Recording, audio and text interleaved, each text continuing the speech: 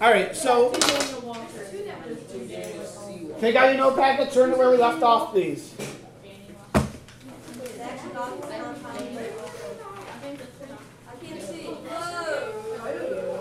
All right, so guys, so a few just sort of basic facts about the microscope. Then we'll talk a little bit about how to use it, how to calculate magnification, and so on. So first off, we talked about this yesterday. The microscopes that we're using most of the time are the compound microscopes. Why are they called compound? What did we say yesterday, Nick? Is there more than one valve? Yeah. Light? Yeah. Well, not light, but Something. lens. Lens. So they are compound because they have multiple lenses which magnify the image. There's actually two lenses. When you're looking through this microscope at a slide, light travels through the stage, through your object, into first the objective lens right here. That's the first lens that magnifies it. And then the light continues traveling out through the eyepiece, and there's another lens that magnifies the image. So both the eyepiece and the objective lens magnify what you're seeing. So it's two different lenses.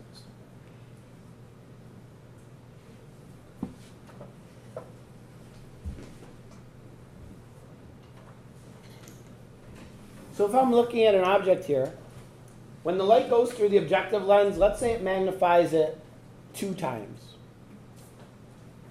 And then that light continues and goes through the eyepiece lens. That then magnifies that image 10 more times.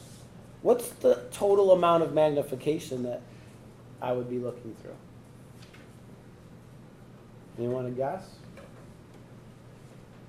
So this, let's say this magnifies 2 times and this 10 times. 20 times? Yeah, you multiply them together. Okay? To find the total magnification, you multiply the power of the eyepiece times the power of the objective lens.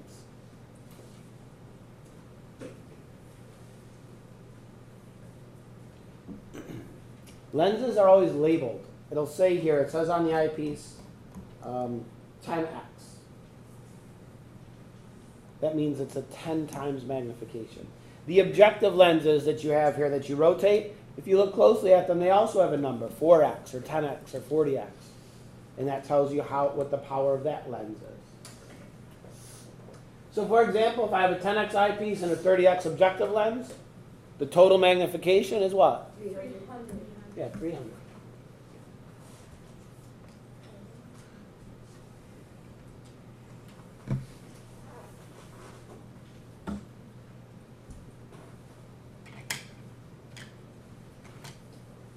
Now also, as we're using microscopes over the next couple of weeks, got to be careful when you're carrying them around. They are expensive and they are fragile. If you knock it around, if you drop it, if you knock it over, they come out of adjustment pretty easily and then they don't work very well. So when you're carrying a microscope, you should carry it with 2 hands all the time. One hand you carry on the arm and one under the base. Oops, sorry. And then you'll just be sure you're not going to fall, you're not going to drop it if you're carrying it that carefully. So just please be careful as you're transporting microscopes.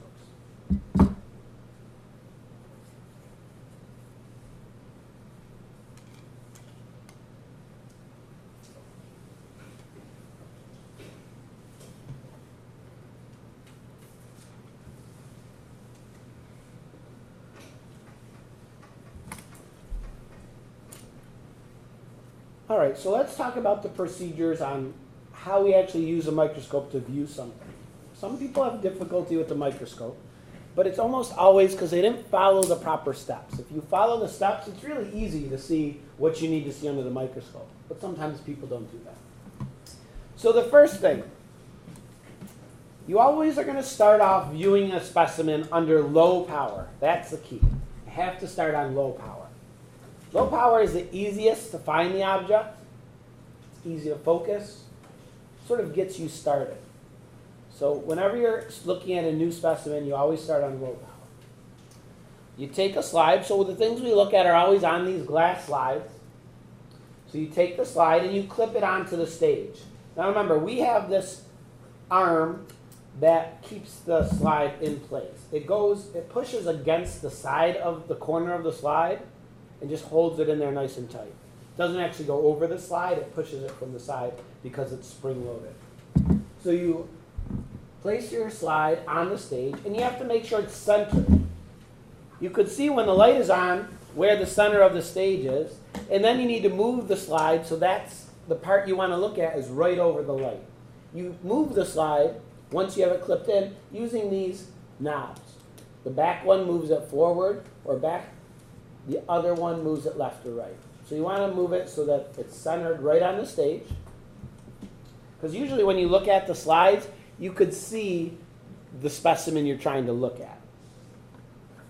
Okay, so once you have it there, yours is phrased a little differently on your notes. Okay, what you're going to do is then, once it's there and centered, you're going to look through the microscope and you're going to focus it using the coarse adjustment knob. So using the coarse adjustment.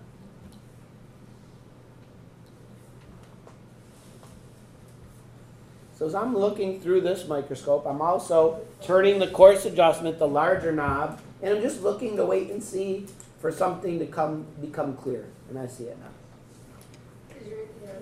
Yeah, this is an inside. Wait, so you're ready, focus or course? Coarse. How do you spell course? C-O-A-R-S-E. All right, so once you have the object, you could see it. It's very clear and in focus.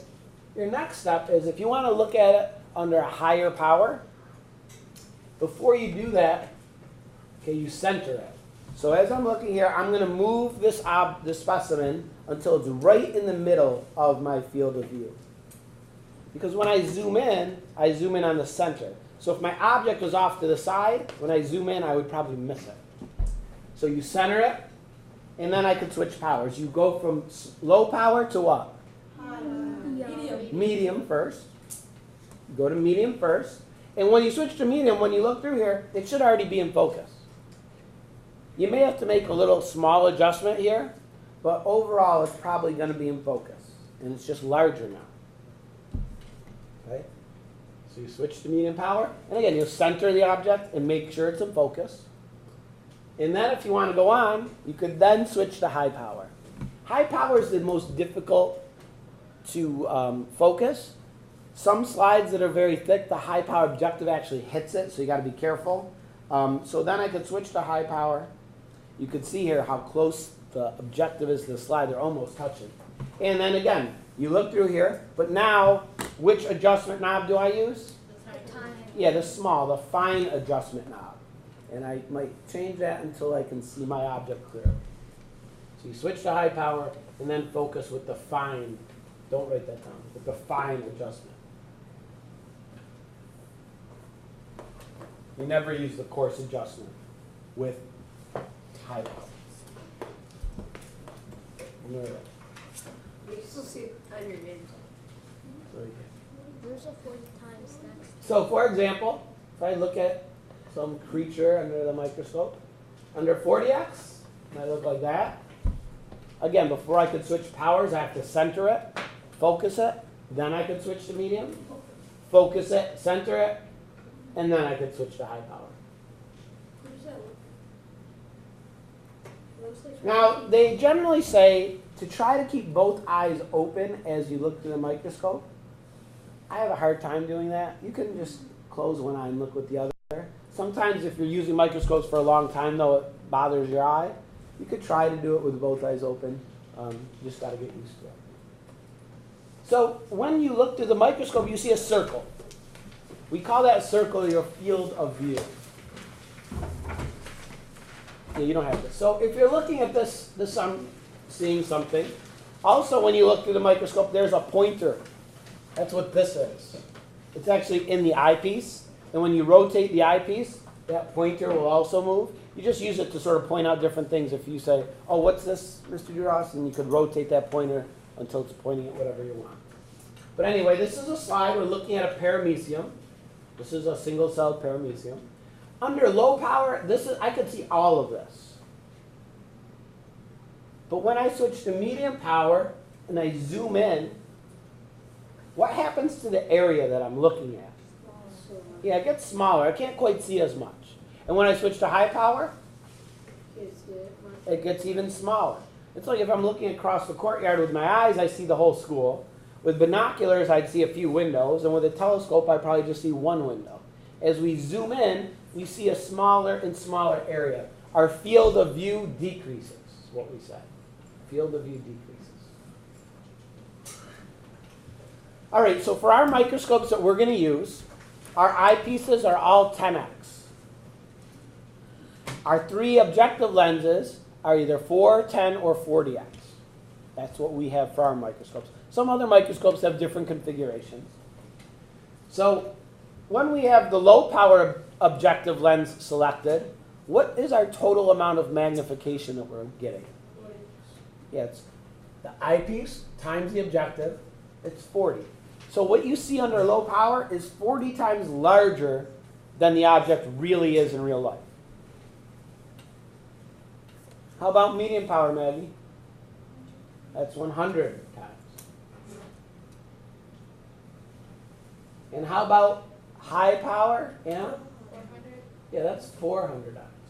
There's a floating 100. All right, a definition. The field of vision is the area you see when you look in the microscope. The circle you see is the field of vision.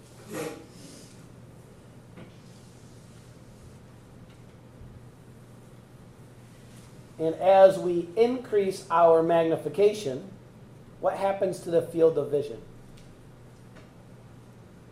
As our magnification increases, It gets bigger. I see a bigger area, Smaller area so my field of vision gets smaller. decreases. And then the opposite's also true. These things have an inverse relationship, we say. As one goes up, the other goes down. As our magnification increases, our field of view decreases. Should we write the inverse?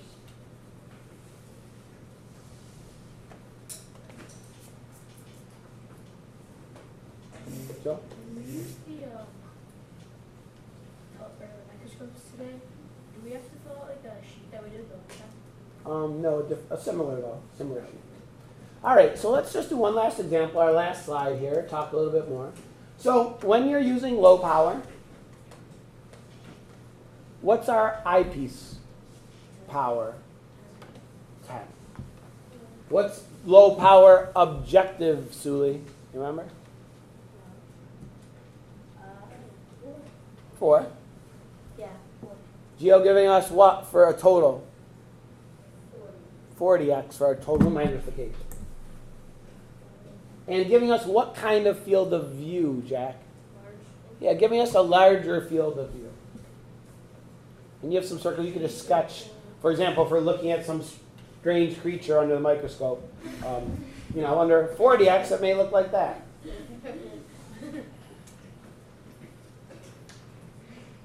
Wait, do we really have to draw it? We have to draw and start carrying. We have to draw. I'm gonna show this. As we switch to medium power, what's our eyepiece power? Dan, what's the eyepiece power? For medium, For all of them, really. 10. And then medium power objective? 100. What's that? 100. No, not the objective. The objective lens, Maggie, is 10. The total magnification is 100. Giving us what kind of field of view, Anita? You already put it up there. 1,000. Wait. No, what kind of field of view? Do you have a small, medium, or large field of view under medium power? So under low power, we could see a wide area. We could see a large area. How about under medium power?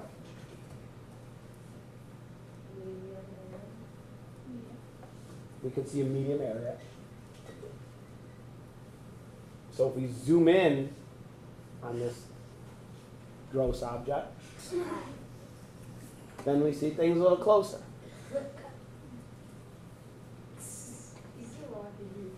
When we switch to high power, again, what is our eyepiece magnification, Chris? 10. 10.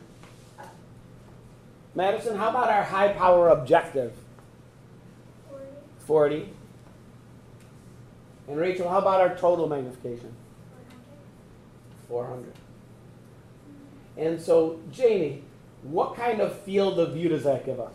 Small. Yeah, it gives us only a small area. So we're seeing it's enlarged, but we're only seeing a small area. So again, if you draw that straight don't say it. He's sensitive about it. Don't Ew. That's gross. Where did you get that? What's that? I don't know. He had pink eye last week. So. Is that really his eye? Ew. All right. Any questions about using microscopes?